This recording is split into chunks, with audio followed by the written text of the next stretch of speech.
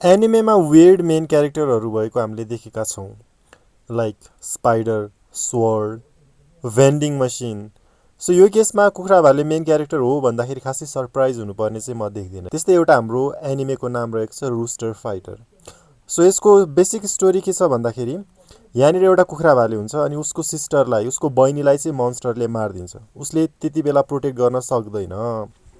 आफ्नो सिस्टरको डेथ देखेको ट्रमालाई लिएर, त्यो गिल्टलाई लिएर आफूलाई रेस्पोन्सिबल मान्दै, जसले मेरो सिस्टरलाई चाहिँ त्यो डेथमा पुर्याएको छ उसँग चाहिँ म रिभेन्ज लिन्छु भन्ने केसमा ऊ अब विभिन्न ठाउँहरूमा हिँड्न थाल्छ, विभिन्न फार्ममा विभिन्न पोथीहरूसँग उसको भेट पनि हुन्छ। अनि डिफ्रेन्ट डिफ्रेन्ट क्यारेक्टरहरू, डिफ्रेन्ट मन्स्टर्सहरू हामीलाई देखाउँछ। प्लस यहाँनिर मान्छे अथवा भनौँ न ह्युमन क्यारेक्टरलाई पनि थोरै टाइम चाहिँ दिएको छ। It is fun to watch. यहाँनिर डिफ्रेन्ट क्यारेक्टर्सहरू छन्, उनीहरूको आफ्नै स्टोरीहरू दिएको छ। यो एनिमेको एनिमेसन पनि राम्रो छ, स्टोरी राम्रै छ र क्यारेक्टरहरू पनि टप नोच छन्। त्यही भएर म चाहिँ हजुरहरूलाई रिकमेन्ड गर्छु यो एनिमे हेर्नको लागि। मैले नि फर्स्टमा चाहिँ वियर्ड होला भनेर सोचेको थिएँ, बट स्टोरी डेभलप हुँदै गइसकेपछि you understand that it's a good anime. You should try it.